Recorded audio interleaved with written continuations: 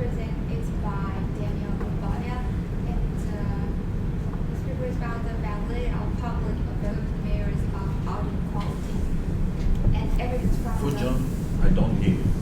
The evidence from the PCAOB inspection data, because I prepared this presentation last week, so I may forget a little bit.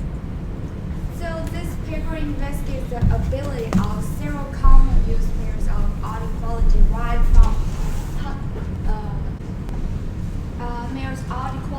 from public available data to predict an accurate mere audit process called derived from audit deficiencies of individual segments identified during the PCAOB inspection process, and they use the Part 1 findings as the measure of audit quality. So what's the PCAOB inspection? As part of SOX, Congress established independent oversight of the accounting profession by the PCAOB for audit of issues. Since its creation, the PCAOB has, each year, conduct hundreds of inspections of the accounting firms that audit issues. These inspections are annual for firms that regularly provide audit reports for more than 100 years, and at least triennial otherwise. For big accounting firms, they do this inspection annually, but for other audit firms, they do it at least triennial. So the inspection involves the selection of specific engagement for review, like the PCAOB, the audit groups. They will select some of the engagements that the accounting firms involve, not all of them, and not some specific firms. If the work performed by the engagement is not sufficient to support the audit opinions, the PCAOB issues a Part 1 finding for that specific engagement. And the advantages of PCAOB inspections. So this paper is the PCAOB inspections Part 1 findings to proxy for the auditing quality, because they think the PCAOB inspections focus on whether regulatory auditing standards are being met. The inspection results are based on a clearly established standards-based definition of audit quality. So they say it's a very clear signal of poor audit process quality. And the PCAOB spends a considerable amount of effort to conduct inspections, a precise signal of poor audit process quality. The PCAOB inspection group are formed of former auditors, and they have the expertise as the accounting firm's auditors. So survey data find that the PCAOB inspections are reasonably unpredictable. So the accounting firms, they don't have the ability to predict which engagement the PCAOB inspection groups will choose. So they cannot manipulate the audit quality of a specific engagement. And primary focus is on the quality of the audit, not on the quality of the accounting firm's client financial reporting. So there are several proxies for the audit quality from previous literature. They use the financial reporting as a quality as the audit quality. But the drawbacks of the PCAOB inspections is that because PCAOB inspection only select a specific engagement, so there is a sample loss resulting from the limited number of inspections the PCAOB is able to conduct every year. And for some accounting firms, they only conduct triennially inspections, so there is a big sample loss from this data. And the probability that a given engagement is selected several times over the sample period is low, so this result is in lack of availability of time series data, because they choose the engagement of accounting firms randomly. We cannot guarantee a specific engagement is selected every year. So previous literature what have we used for the measure of audit quality? And usually we would use the going concern opinions. If an auditor issues a going concern opinion when there is substantial doubt about the issue's ability to continue as a going concern for a reasonable period of time, not to exceed 1 year beyond the date of finished being audited. And if the audit quality is good, think that going concern opinions is a signal of good audit quality, because from an auditor independent standpoint, if the issues have incentives to pressure auditors to issue like clean opinions, they won't issue the going concern opinions. But if they are like independent, they won't be influenced by the like client. But from other side, that from the point of moral hazard issues, like if the auditors know like they're reduced both, because it reduced both the perceived and actual risk of auditor litigation and settlement among case auditors still named in the lawsuit with the door open to conduct pro quality. So it may not be that the firm actually has going concern issues. Like if the auditors think like if they issue this going concern opinion and they will be like waived from the litigation, they won't have as much as litigation risk to take if they issue a clean opinion. And mirrors, other mirrors of audit quality, as actual based mirrors of audit quality, like we know from earnings management, we use this a lot. So high quality audits constrain opportunities earnings management and therefore should have a negative impact on discretional accruals. So if the audit quality is good, we would predict there is less actual based. There is fewer discretional accruals. And overstatement is a strong indication of poor audit quality because the auditor issued an unqualified opinion on financial statements that were misstated. And also the propensity to meet and be specific earnings thresholds. So we also use other measures of audit quality, and these measures are input measures of audit quality. So auditor size, like in the literature, let's say like larger auditors would have stronger incentives and ability to conduct better audits. Let's say like big N accounting firms, like they have better audit quality. And also the auditor industry specialization. Industry specialist auditors have stronger incentives and competence to provide better audit quality. And also audit fees, because they get highly paid, so they have strong incentive to perform a better job. So the opposite argument is that auditors will charge higher fees because they know there is a lot of risk, so they want to cap it. So they want to charge more money to compensate for the higher risk. And also the length of the auditor-client relationship. So there is a learning curve among auditors. If you, like in the first year, you audit a firm and you may not be that familiar with that firm, so the audit quality may be low. And the sample construction, they use the PCAOB inspection data of the Part 1 findings data, and the sample period is from 2003 to 2013. And the control variables from the company staff, and from the audit analytics, they construct the mirrors of audit. So research design, the dependent variable is Part 1 findings, and independent variables they use various mirrors of audit quality and other control variables.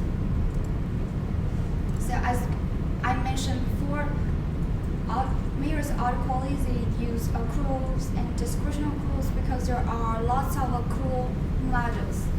So they first use the modified Jones model, and we cover this in accounting 2 class, and then also use like detailed and detailed procedures to mirror the discretional accruals. So this is the descriptive statistics. Skip this, and this is the empirical results.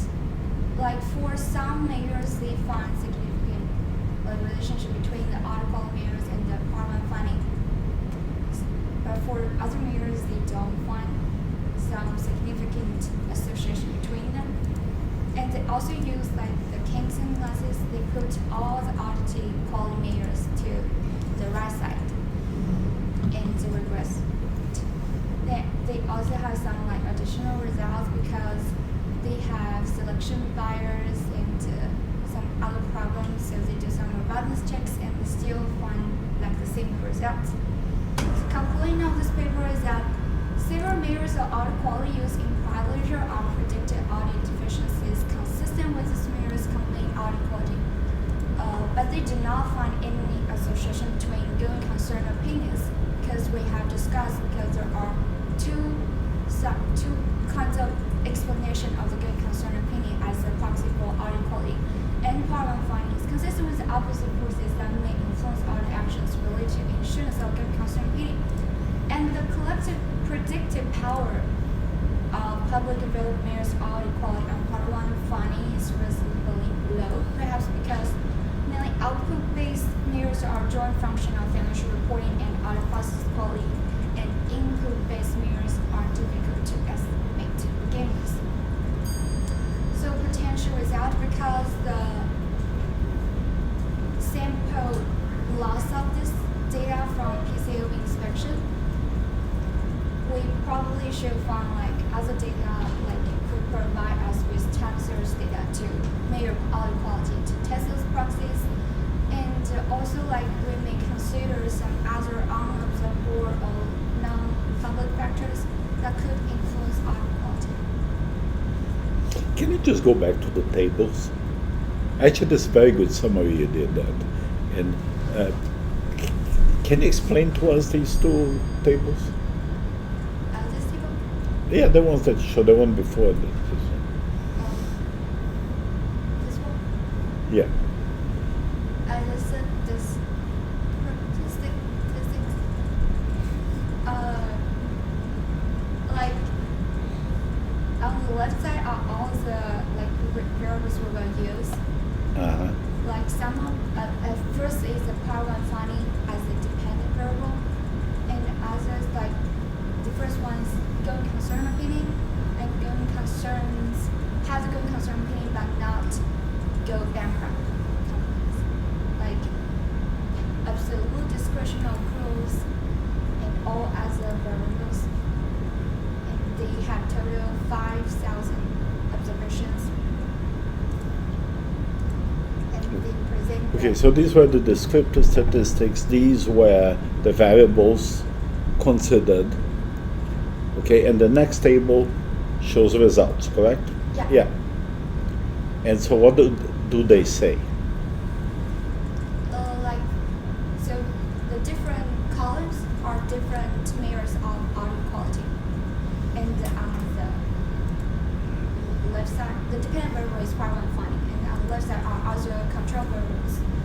And so the first one is discretional clause, and the second one is like absolute sign of discretional clause. The third is the absolute discretional from the chip and the chill model. So they are all like discretional clause from different models. Yeah, right. And are these results from 1 to 5 consistent among themselves? Yeah, mostly consistent, except the chill and Yeah. Hold on a second. What do you guys think of these results?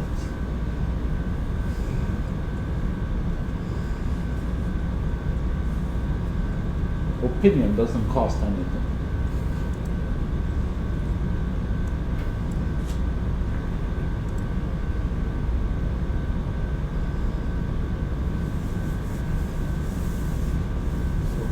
What do you think about these results? like different measures that kind of give you different results. So this paper like use different models.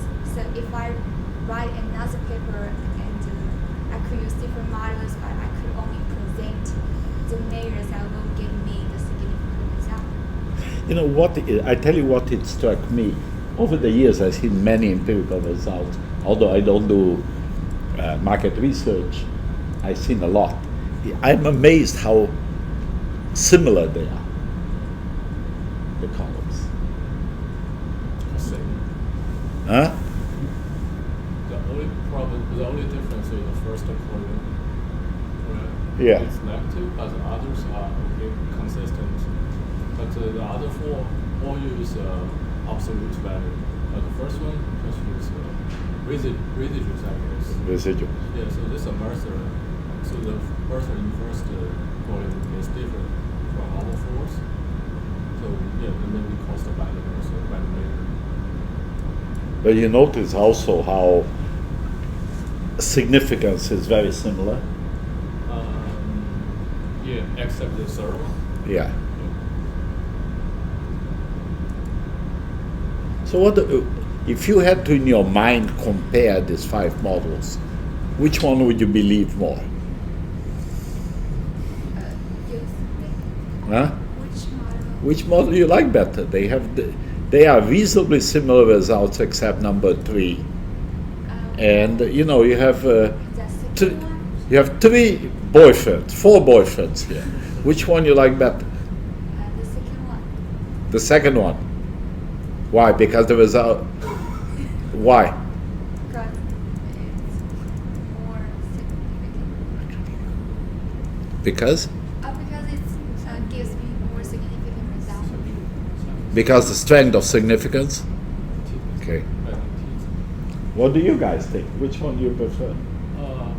For me, I will put all of these 3 together. Have a look. Add them all together and divide by 3? No. Just say, okay, if all of these 3 results are consistent, okay, I can draw a conclusion. Yeah, so it's positive. But I won't just consider one result. It's not robust for some reason. This is for me, just for me. You guys are so spoiled. Meaning, in old days, if you could do one of those, you would die. Okay? Now you have all this data there, you beat it up and beat it in this direction, in that direction, and etc. And actually, this is the kind of thing I talk about modern research and exploited data analysis.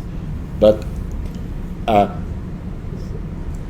so you don't want to choose one of the models. You want to find consensus among models. Consensus about models might mean 2 things. What are the 2 things it can mean? One, that the results are consistent. The other one is that the models are very similar, or they have multicollinearity between the variables.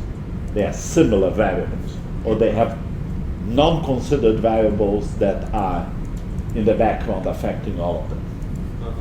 You see the indulgent or omit some key variables. When you find correlation, you can't imply causality. Yes. You just can take the relation. And it could easily be that something else motivates everything and you haven't mentioned. Yeah.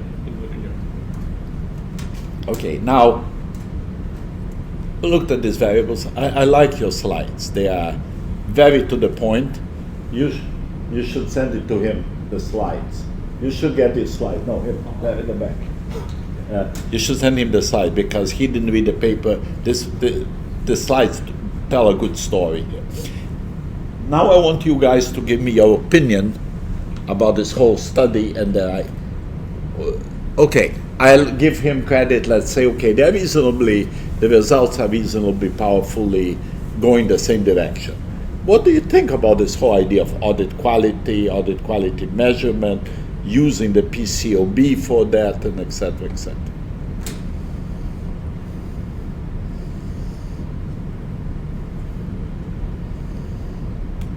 Be courageous. Say something that I'm not expecting to hear. So the first is the random sample selection.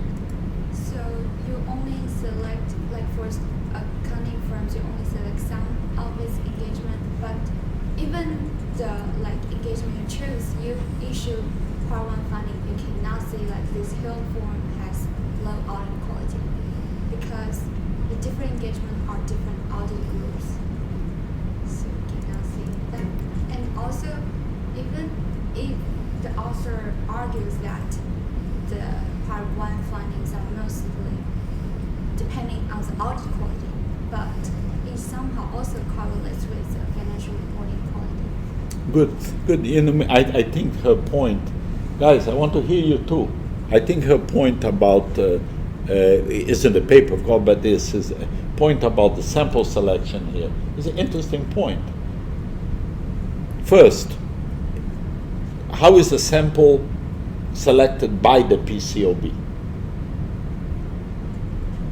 So I chose the most suspicious one. Yeah, they have some kind of method that decides which ones are to be. If I recall correctly, the PCAOB inspects every one of the big firms every year, and for the smaller firms, they pick them every 3 years. Yeah. If I Isn't it 2 years for the big firms and 3 years for the small firms? maybe Every year for the big firm. every year. Yeah, I thought it was every year, but I wasn't totally sure. And so this is a sample of a sample. Yeah. And what's the effect of this being a sample of the sample? They're getting like no real representation of the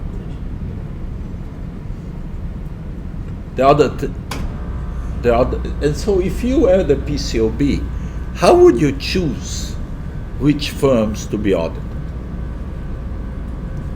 You mean which engagement? Yes. Using the audit quality measures first. So you would look at financial variances. At first,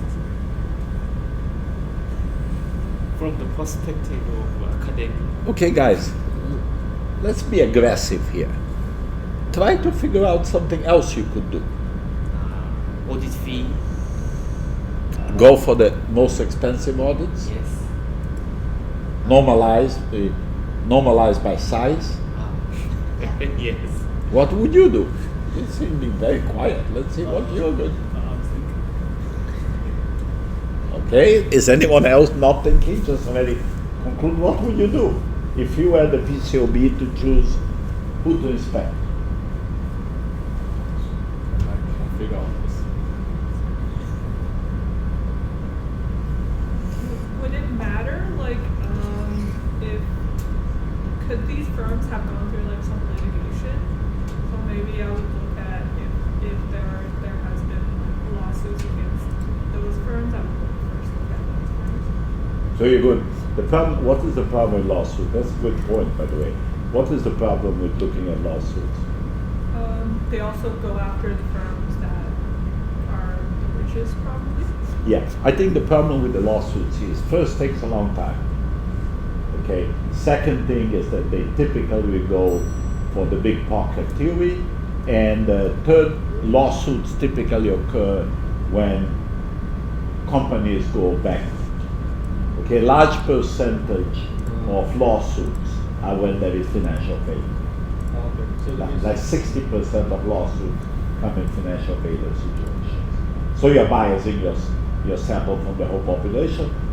Bias is not exactly the word. You are looking at a little bit of a different thing. yeah, so the firms are bad firms in general. That's what you say. You know what I always say about Sarbanes-Oxley is that it did harm to the U.S. economy in one angle, at least in one angle. And the angle is the firms became much more hesitant to audit risky firms. So they have a very extensive now screening process of taking a client. Now, that's good for the firms, decreasing the litigation, but is this good for the economy? Because if they do that, then all these firms which need to get audited are going to have to get audited by smaller audit firms or like less good audit firms. I think the literature, I think that the John paper clearly says, the literature, the whole literature says that the big firms have better audit quality, quote unquote, than the small firms. Yes. And the literature is consistent on that. Okay, and I always add to that a qualifier as saying good audit quality according to obsolete standards. Meaning, what I always say is that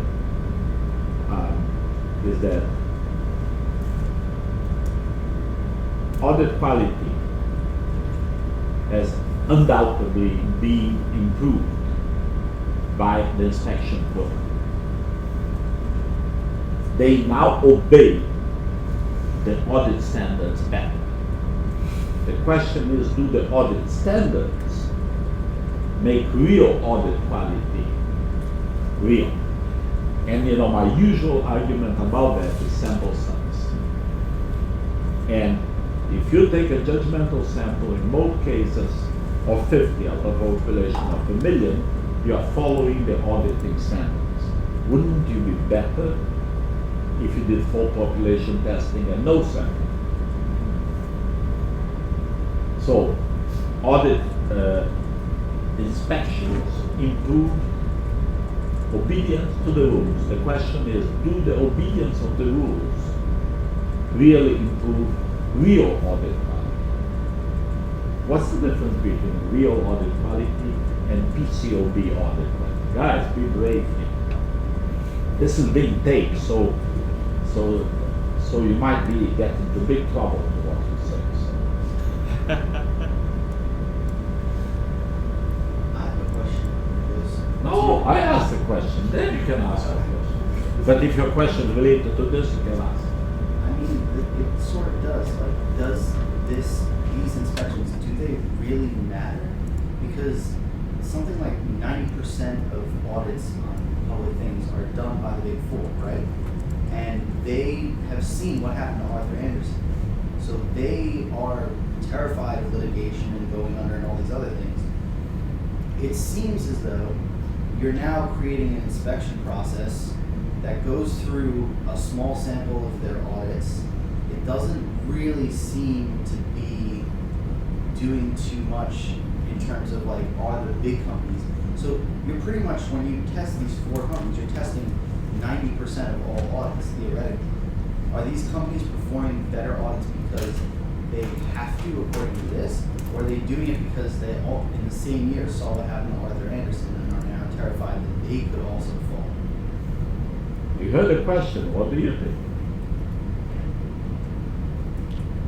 My opinion is just as good as yours, maybe a little bit more aged. But what do you think? I don't think this makes a difference. Huh? I don't think this really makes a difference. I feel like since companies aren't made up of a single person, they're made up of many different people. Maybe the higher up executives in the Big Four, maybe they're afraid of what happened to Arthur Andersen. The people actually performing the audits probably don't care as much. They don't even know what Arthur Andersen was. Some of It's them 10 years weren't later. born when it happened. Actually, yeah, I think so.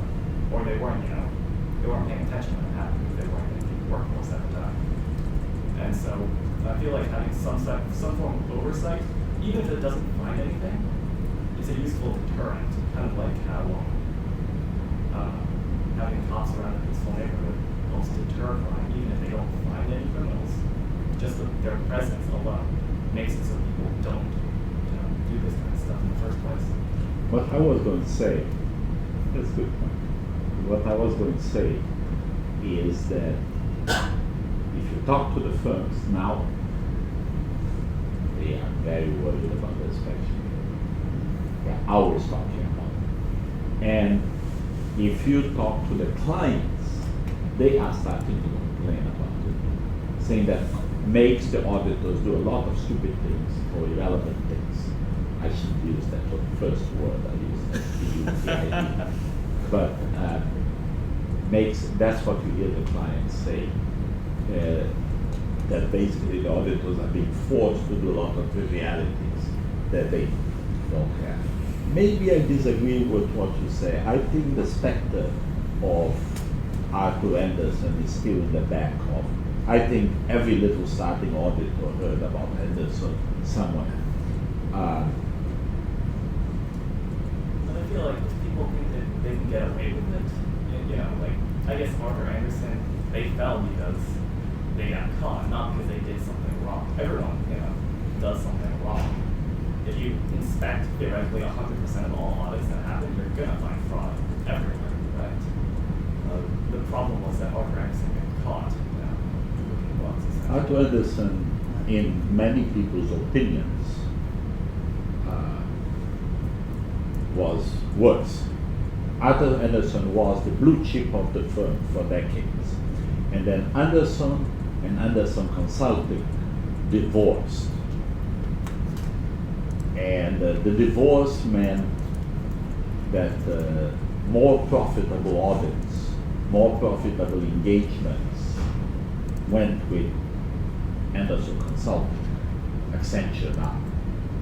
Okay, and at that time, the CEO of Andersen made all the partners go aggressively looking for consultants.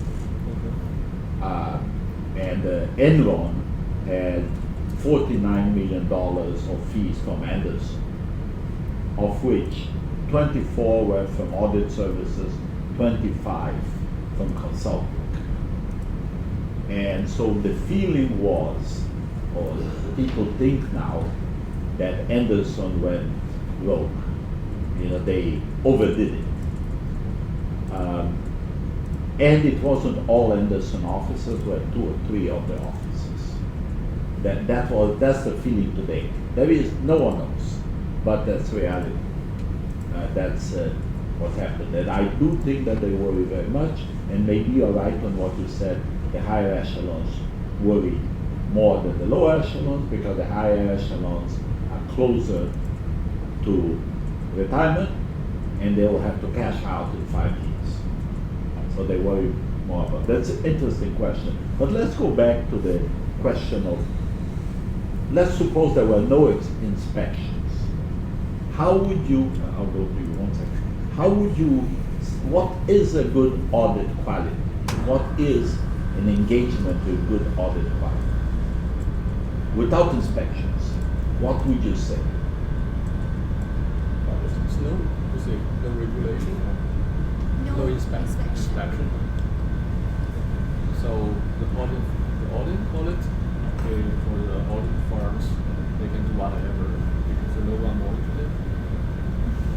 Because of course the agency problems. If there's no inspection or monitor, they can just did what they want for their own benefit. So of course, yeah. Do you? I agree partly with that. If there's absolutely no monitoring, I think the system, there should be some problems with the system. Okay, what does it mean, no monitoring? Absolutely no monitoring. You think before Sarbanes-Oxley there was no monitoring? Yeah, actually some regulation. Right, there's still monitoring and stuff like litigation and stuff. There is There's litigation, threats. and there is also things like the AICPA before Sarbanes-Oxley that actually punished firms. A firm could be kicked out, an auditor could be suspended, and it happened over and over again. Yeah. Okay, so there was some degree of monitoring. Okay, but not this degree of monitoring that we have now. But what is audit quality? Can we define it without inspections? The information is reliable and it's gathered independently. No, you already talked about attributes of the audit itself directly, but in general, what would be audit quality? The function of auditing is a function of verification of financial statements. A quality audit is one that verifies financial statements in a reasonable way. And there is contingent to the rules of accounting. Why is it contingent to the rules of accounting? Because what the auditor is supposed to independently verify if the published numbers are measured correctly. That's a more generic type of thing.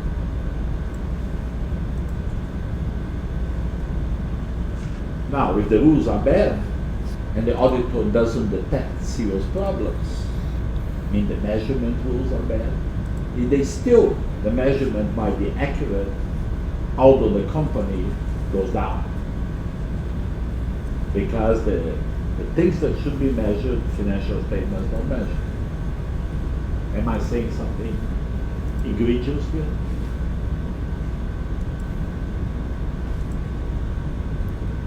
Okay. Great. Good discussion. Can we move to the John paper? Sure.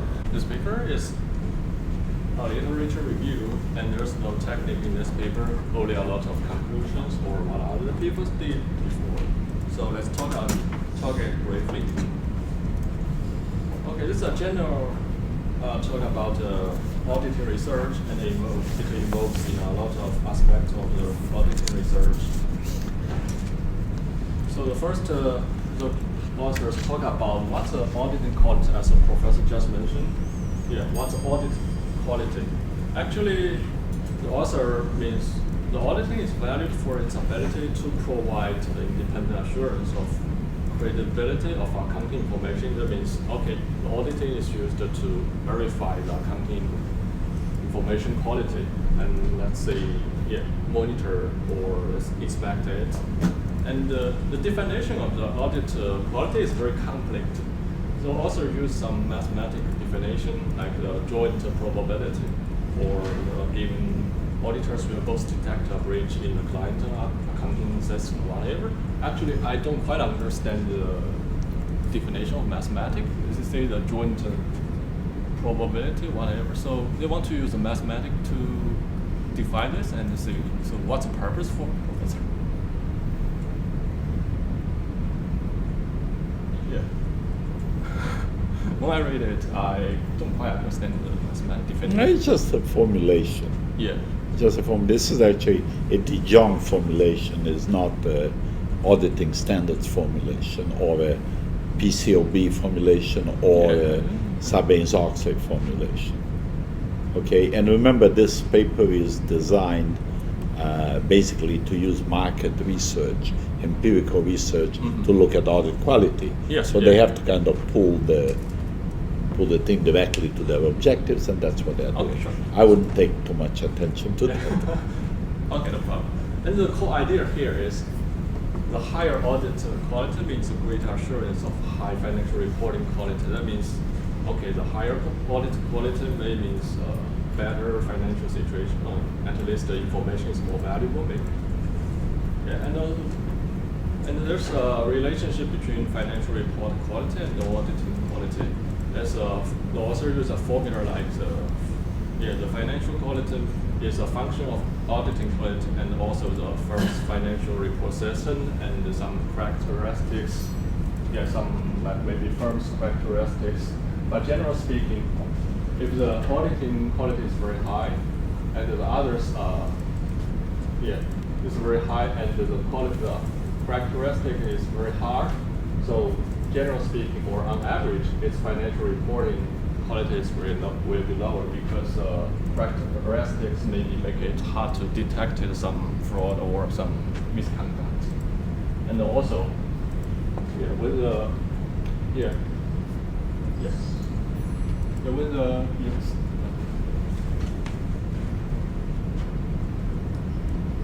also the marginal effect of auditing quality to a financial reporting quality will be higher if the R here, which is a firm's financial reporting system, is higher. That means if the firm's financial report system is better, and the auditing quality will have a greater marginal effect on financial reporting. This makes sense because the firm's financial report system may provide some benefit or make this whole firm's financial quality better. Okay, the framework for this paper is like this. It is a kind of economics framework, like you talk about the demand and the supplies, and so because for a good or for a stuff, it must have some supply and the demand. So that's why it exists in the world or in the market. So if the auditing or audit quality is existing in the world or in the market, there must be supply and the demand, and the people demand it, and there's somebody or firms would like to supply for this. That's a framework. And also, I mentioned the regulation or intervention. That means externalities, I think, or there's an exogenous effect which could affect the supply and the demand.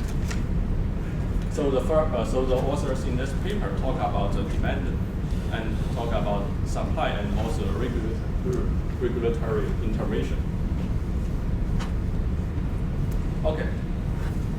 The author for the audit quality, there's one problem: how to measure this. As just Fujun mentioned, one way is to use financial reporting quality. And in this paper, the author used a lot of, or summarized a lot of measures, based on the output measure or input measure. The output measure means based on the result, and with audit result, we can use this to approximate the audit quality. The output measure usually contains material misstatement or communication or financial reporting quality. As Fujun just mentioned, like the Jones model or Jones model, whatever.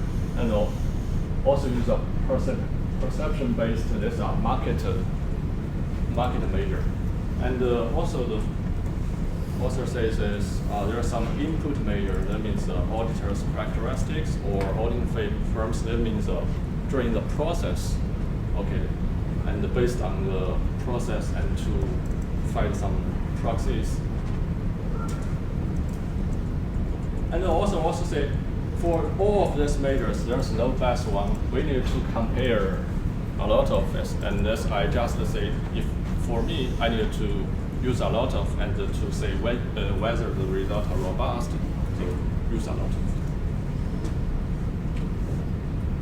Okay, this specific measurement was used. Here I don't see it clearly because it's so many. Like say the output measure includes restatements or AAERs or GC opinions. It's like people talk with others, auditors talk with others, and like the GC opinions, and get opinions. It's like we need to use a survey or use some. No. Going concern opinion is when a firm, instead of 0-1, has something in the middle. Also, they have published this. Is a published opinion. There is 3 outcomes of a potential audit: a clean audit, a going concern audit, or maybe it's not necessarily going concern, is a subject to opinion, which could be going concern, could be something else, and finally rejected opinion, an opinion that this is wrong, which never gets issued. Okay, and so basically what I want here to do is predict when a company is going to qualify a financial statement. Okay, sure. Okay. There's 2 kind of measures, and another one is just Fujin mentioned financial reporting quality, like Jones model, like accrual quality or conservatism, whatever. And the fourth one is a perception-based. This is a market reaction. This maybe use like event study or use abnormal returns, or to say if it reacted to some event or whatever. And also the cost of capital. That's quite indirect because this Proxies can represent so many stuffs, not just audit research, and it could represent some other stuff. So in my opinion, these are not very good proxies as a match noise. And also for some input measure, there's a lot of research, especially auditing research they use a big 5. If this your auditing firms are a big 4 currently, a big 4, and it's industry specialization, and also the audit phase. If the auditing phase are very large, then maybe means good auditing quality. But last time I remember a paper says unexpected auditing phase. They use a model like Wilson or whatever. They calculate the unexpected auditing phase. They say if the unexpected auditing phase is larger, that means the poor quality of financial information, whatever. I didn't understand your question. Oh, I see. Go slowly. Yeah, generally speaking, the bigger or large audit phase means higher quality, right? Mhm. Yeah, I just say last Oh, time. fees. Yeah. Yeah, last time I just read a paper, I say unexpected auditing phase means lower auditing quality. Okay, that's just one. Yeah. Can I add something? Might be unexpected audit fee is giving the audit fee large lump sum to get the clean opinion. So that's the behind logic. The author assumed that the large unexpected audit fee is the lower quality of audit. Mm-hmm. Can you understand what I? Yeah. The whole audit fees in this paper discussion Yeah. is this assumption that if audit fees are larger, you perform the better audit Yeah, because yeah. you spend more hours auditing. And that's not so obvious. Yeah. Okay.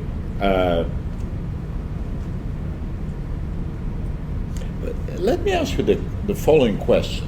Maybe a biased question, but not. Do the firms want a good auditor? Depends on benefit and cost, I would say. You have to trade off this.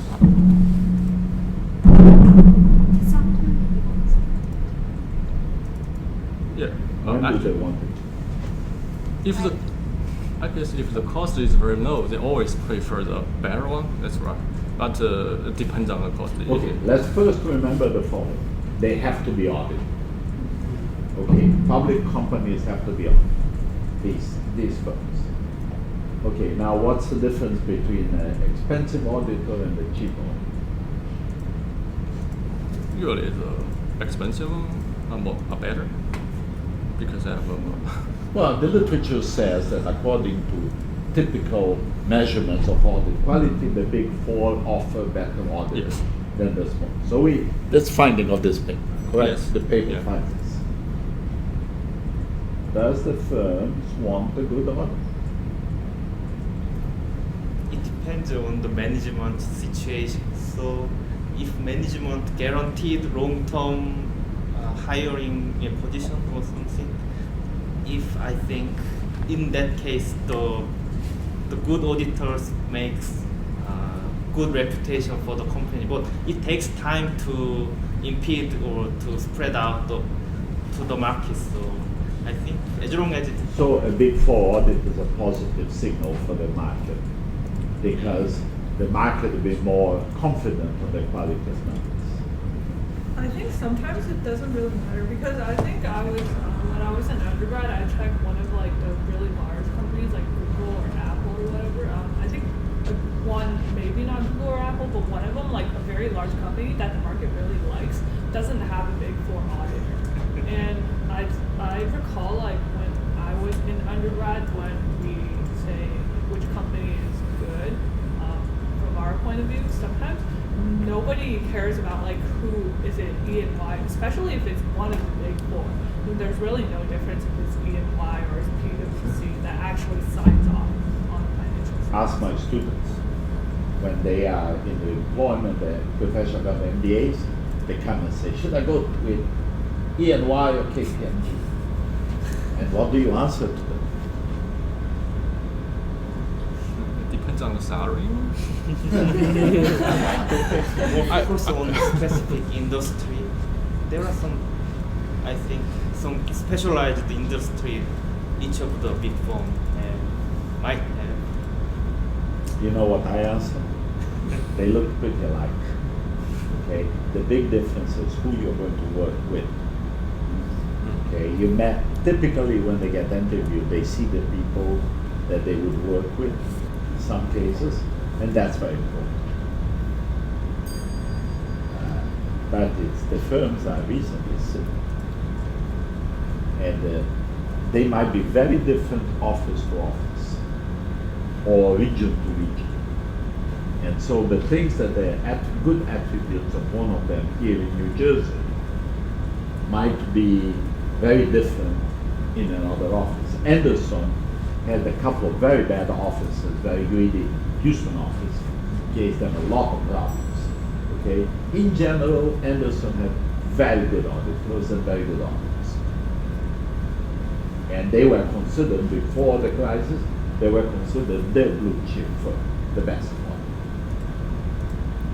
But you didn't answer my question. Do firms want a good auditor? So I think firms do not want a good auditor. They want a just okay auditor in that they can satisfy their investors and satisfy the regulatory bodies. because And it's don't meant- bother them all the time.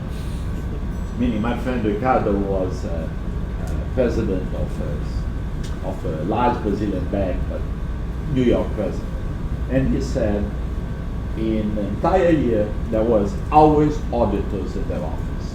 Either the government of auditors, or the state auditors, or the banking regulator of auditors, or the external auditors. Okay, he just wanted them to go away. Okay, and this is not desire to commit fraud or etc. It just gets on the way. But you want a signal to the market to be positive. You know, what does it happen if a firm is audited by a big four, then goes to a smaller one?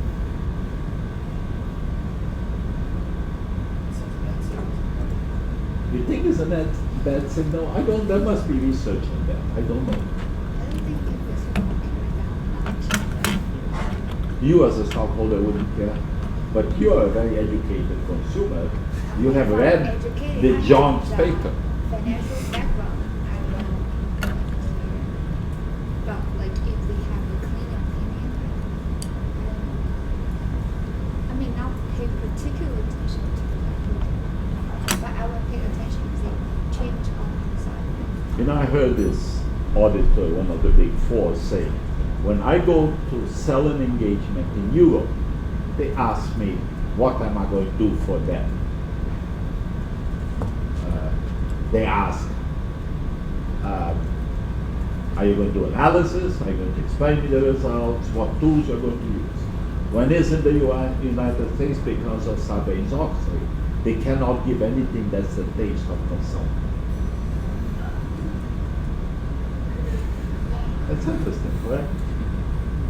And that's why I talk about the de-technologization of the audit in the United States since Sarbanes-Oxley.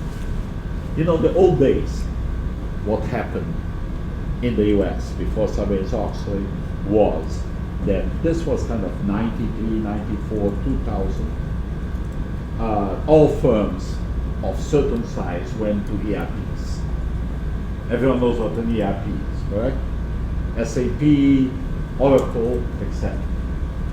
In that process, they consulted extensively with the CPA firms. CPA firms created whole consulting branches, installing the ERPs. But think about the conflict. The conflict is big because if they chose Anderson Consulting to do the work, and Anderson was their consultant, they had this assumption that Anderson would not wrong their financial statements because it was done by themselves. Okay? Same thing, PwC, Deloitte, and et cetera, et cetera. When Sarbanes-Oxley came in and said you cannot do consulting, 3 of the big 4 got rid of their consulting practices. E&Y sold it to Capgemini. Okay, it goes on like this. Deloitte kept it. Deloitte Consulting. Thanks, because my son worked for them at that time. Okay, he hated it, but he worked for them. Okay, but they kept it very, very simple. And then progressively they brought back the consulting practice because they realized I can't consult for this client, but I can consult to the other 3 clients, the clients of the other 3. Okay, and so the advisory practices were back, but the competitive advantage was gone. You understand why I say that? Yeah. Because they didn't have that kind of innuendo there that if I hire your firm, it's less likely that you're going to give me a hard time about my system, my controls, because I hired you. You're not going to say you did your Anderson Consult did a bad job when I'm paying Anderson. So that was the reason why Sarbanes-Oxley forbid consulting. Forbid a whole set of things. Didn't forbid tax. Okay? But what was the consequence? That in that old day, there was some interplay, synergy between Anderson and Anderson Consulting, PwC and their consulting. And in the process, the auditors were more technical because they were dealing with the technical side of their business. And now they're not. And that's just my theory, though I haven't proved. Yes? Is it more difficult to apply analytical approach when the system is done by other Big Four consultants? You tell me. I think It must be more difficult. Okay? Because if in the old days you would call the guy, the partner in Anderson Consulting, that is part of your firm, and say, who did this? Let him give us my help. Now you can't do that.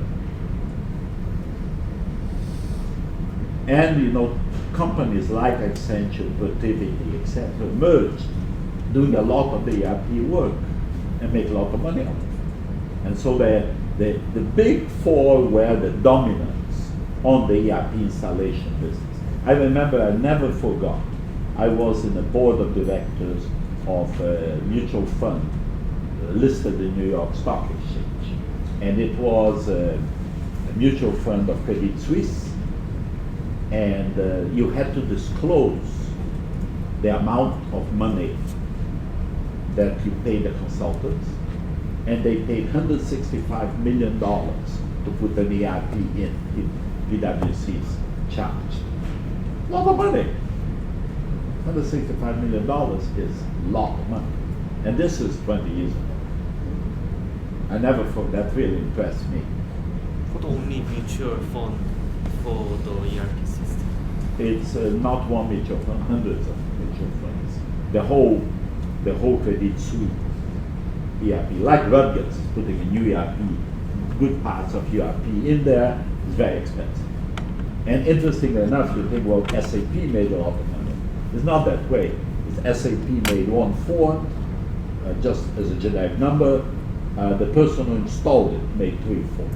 The other thing about installing ERPs, you can install an ERP out of the box and then change all your methods to do like the ERP tells you to do, or you can go and adjust the ERP to do what you are going to do.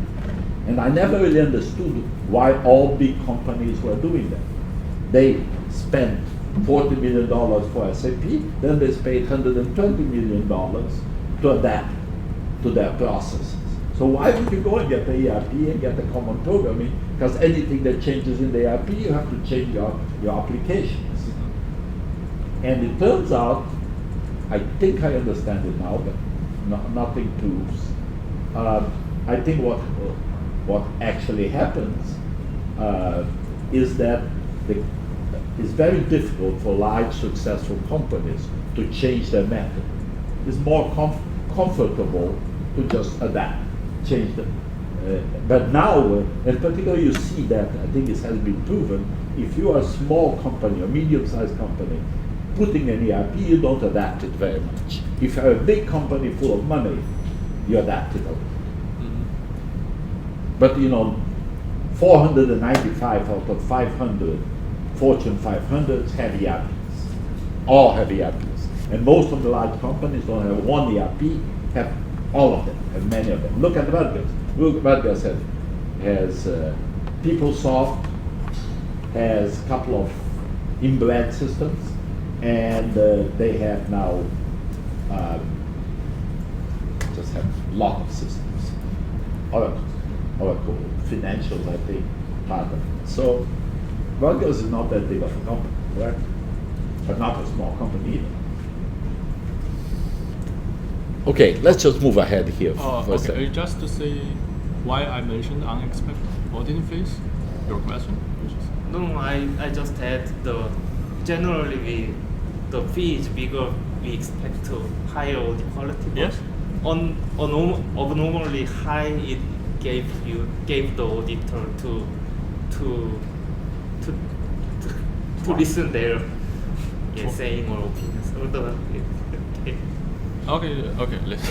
Okay, just talk about a normal audit fees or change audit fees. Typically, audit fees will change if auditor finds difficulties on their engagement, depends on the term of the engagement. And so the fact that the audit fee substantially changed, which is disclosed in the financial statement, is a signal. Yeah. Okay? But remember this whole discussion, we went all over this thing, but the whole discussion basically says it's not totally clear that the firm really wants a great audit, but they definitely want the imprimatur of a great audit. Okay, particularly if a firm has very good internal audit, they don't care what the external auditors do, they don't think it's particularly useful. My wife was CFO of like 5 different universities in the world.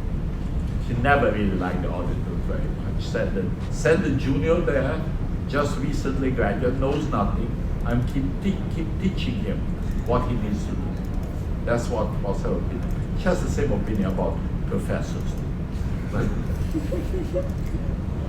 Okay, but that's what she used to do. You heard her say that, Andrea, didn't you? Send office here, and you know I'm trying to run my business, make the university work okay, pay the bills, and etc. This guy is coming here asking me stupid questions. And next year comes a different guy asking the same stupid questions. Okay, then that's not true everywhere, and etc.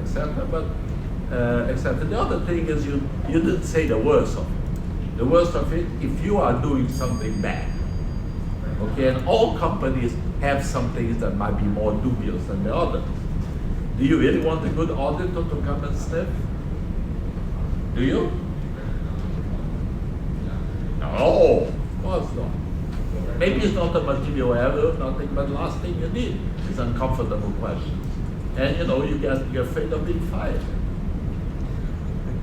So you know, it's not totally clear companies do want the best audit they can get.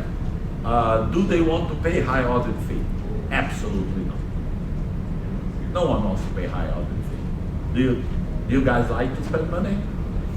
Yes, go to the movies, it's good to have the money. But most things that you have to do, you have to pay taxes on your car and etc. You want them to be the lowest possible. Yeah. If companies, I see why there's incentive in companies not to want good audit. So if companies may not want good audit, and they definitely don't want to pay higher audit prices, why do they bother going to bigger audit companies that are going to charge them more money to You just said it. Audit quality on the large firms is better, and the markets take that in consideration. The other thing is, if you are big enough, little firms cannot audit you. Because you know you have offices in 40 countries, little firms don't have it. You can't do that. Or they will charge you a lot of money to travel everyone there. But I just wanted to put in your mind this question about, do firms really want a very good high quality audit? Some firms definitely. You know, you're CEO of a firm, your job depends on that. You don't know everything that's going on in your business. You want to make very sure that someone calls your attention, that if anything bad is happening. You can't manage earnings as effectively if you're getting audited strictly. Absolutely, Jamie. Thank you for helping me. And that's more important to your job security and paycheck for most CEOs. Manage earnings or your bonus. Your bonus have to be accurate because someone might be verified. Do you remember the timing of options scandal? You guys are young, but not too far ago, there was one scandal after the other. Is management are given options as with a certain price, okay? And so what did they do? They kind of chose the date of giving the options retrospectively to minimize the tax effect on you. Okay, and even companies that you would consider spotless today had that problem. And that lasted for a couple of years until auditors decided to look at this very carefully, and I don't think it's happening anymore. And boards became very nervous. Also options too. I was going to say it took a less compensation role, but not really. Go ahead. Okay, let's move ahead here. Yeah, so generally speaking, the auditor communication and the financial reporting audit and the auditing phase and the big end are quite irrelevant to the auditing qualities. So it's a very direct one. And about for the perceptions like the luxury action, cost of capital, there, as Josh mentioned, it's quite indirect, so they can measure other things. So it has a quite a high merit error. And about for the others, maybe have some high merit error, but they are quite relevant. So a lot of guys still use it.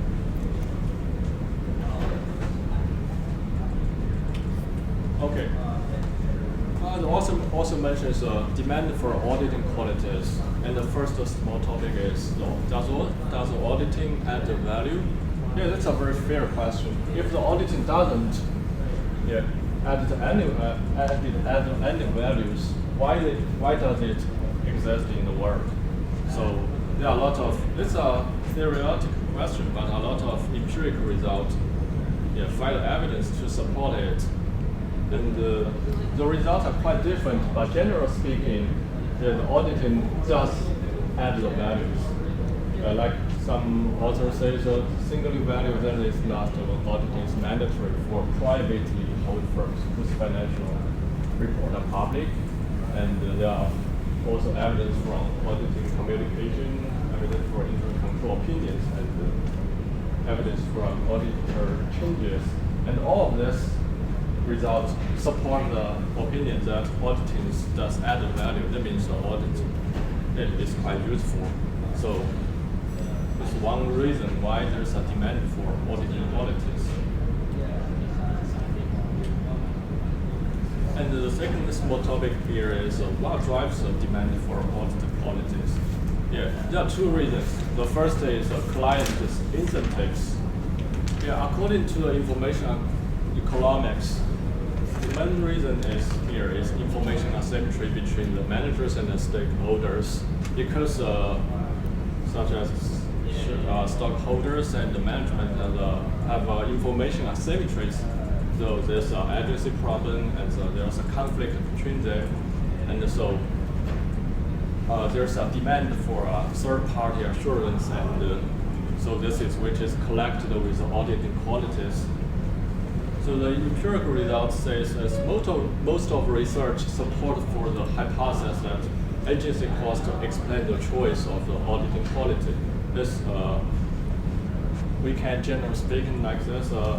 Agency problems is one of the reasons why we need the demand, why we need the auditing qualities. So another incentive is client competency. Yes, let us say what's the client competency? Its abilities consist of mechanisms that facilitate meeting their demand for auditing quality and integral parts of corporate governance systems.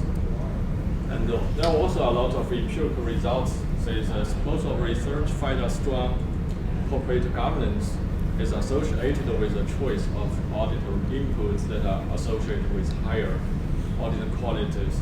But there are also some research found that independent audit committees and audit committees with financial experts demand for higher auditing qualities.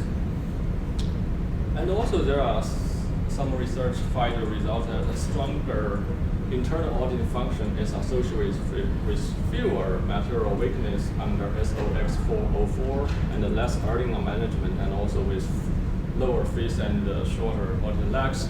And for this part, I say the empirical results are diversified, but all of them, I can't generalize this, but they just say, yeah, it is related to client competencies. So this, I can't draw a general conclusion what they generalize is about this. So for the demand part, the author mentions future directions. This means they suggest the author focus on the PCAOBs. They say it will be quite helpful to start the value of auditing for just focus on PCAOB and find if it's added value to the auditing. And the second aspect will be the auditing may have values beyond just a traditional financial statements and new assurance service developments. So there's, for example, like audit the sustainability reports. Actually, I don't quite understand this because I'm not familiar with this, like audit sustainability reports.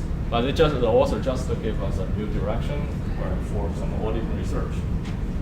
So this is actually what we are talking about, cybersecurity. Yeah. Sustainability, integrated audit, cybersecurity, all products that ASEC, Assurance Executive Committee, is trying to do to enhance the profits of the firms. Okay, but he hasn't quite caught on yet. But his soft audits, some of them are actually starting to catch it. Yeah, so you say the sustainability report related to cybersecurity. Sustainability reports are reports that firms issue saying how green they are. Okay, and they not traditionally audited, and there is obviously an argument by auditors that would like them to be audited, so auditors make more money. Okay, also for social reasons or whatever. So that's the idea of the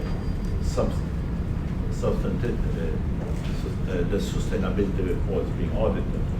They also try to get XBRL reports. I'm trying to find the thing that Andrea sent me here. See what our plans are. Okay, but some of these things hasn't evolved yet.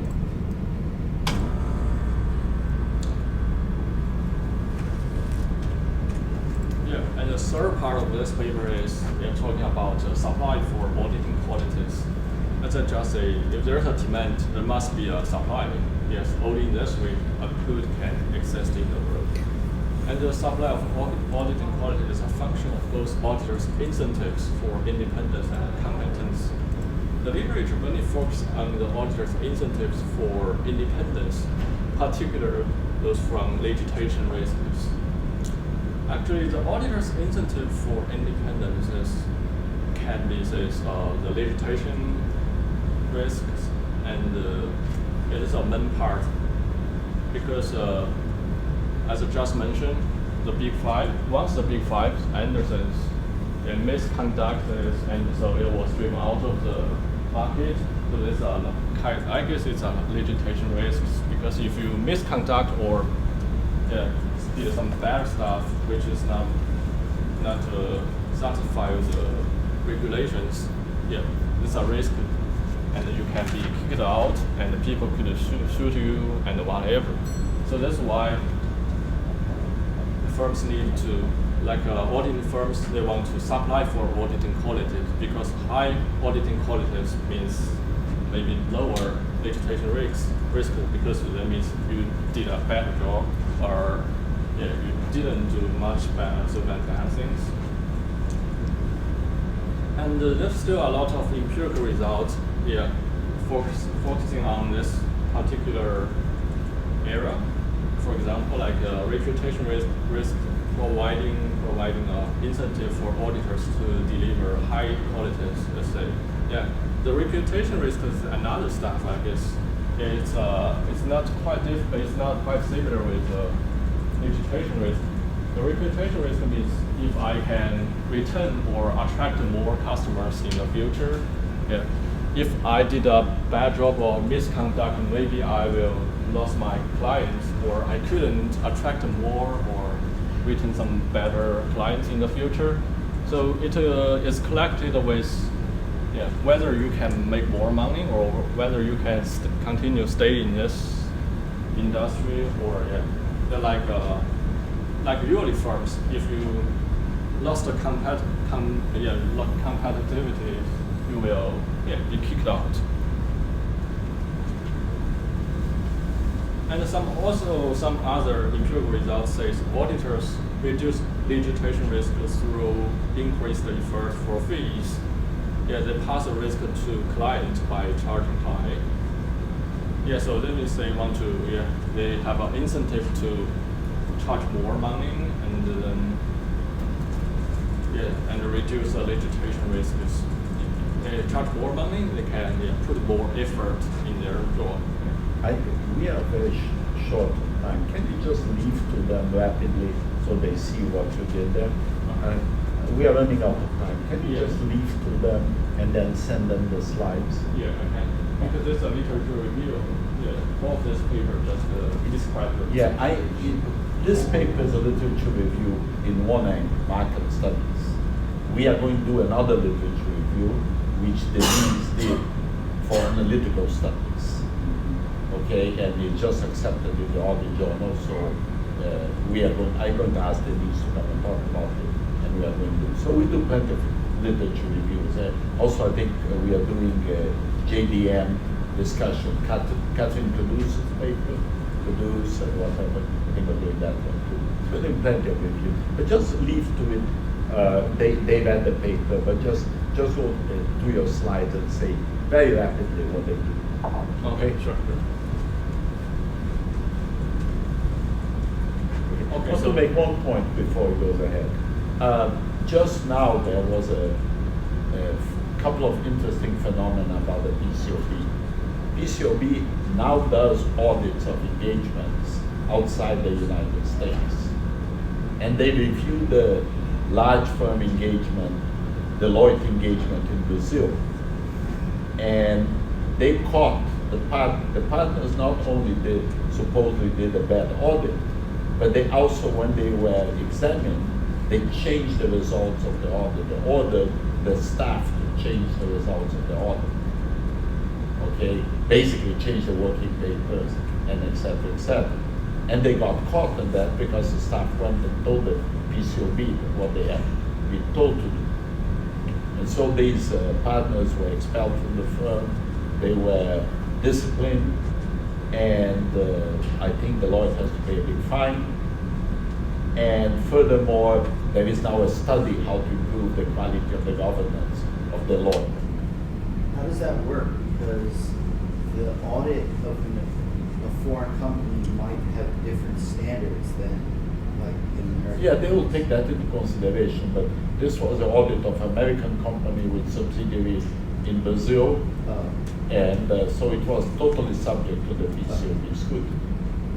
And this is kind of evolving, it didn't start that way. There were actually these two things that happened to auditors.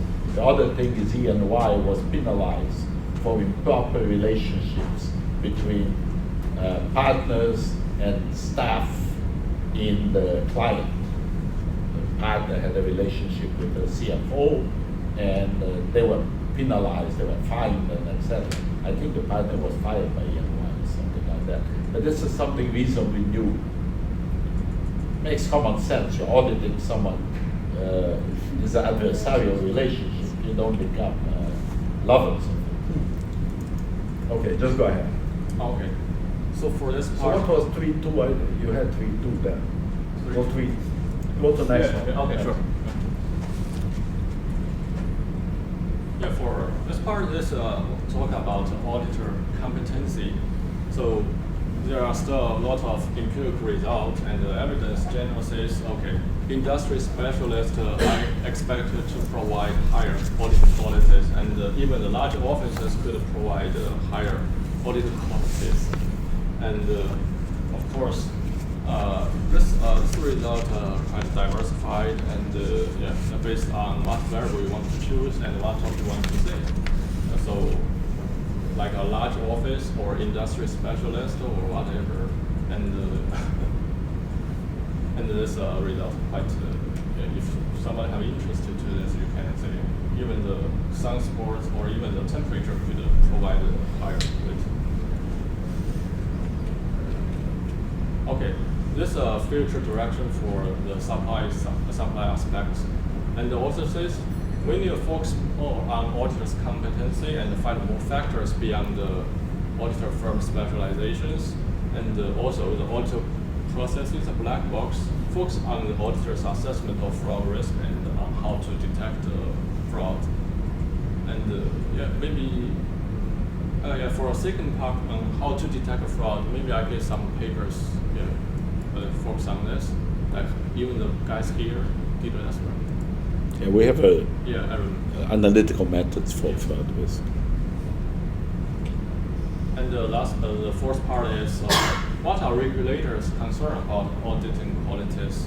The general speaking, there's no conclusion about whether the recent interventions are effective in improving the auditing qualities, especially the overall effect of SOX. Yeah, the regulator may improve audit settings, but only in negative settings. So there's no conclusive result here. So more work needs to be done in the future. So and there's two specific results. There's empirical results here. They say banning non-auditable services doesn't seem to affect auditing qualities, and the tax-related actually improve this. And this result just focus on very narrow aspect, and I also don't quite understand the result of this too. Yeah, this is maybe more work needs to be done in the future. Yeah, I need to stop here because I would like to do a couple of the continuous auditing papers. Okay, guys, this paper, the reason I chose to do it first, it's a very valuable survey. You need to read this paper with care. I'm sure you did some of it, but make sure that you understand what this literature is. Okay, Jamie, can you do the first continuous auditing paper?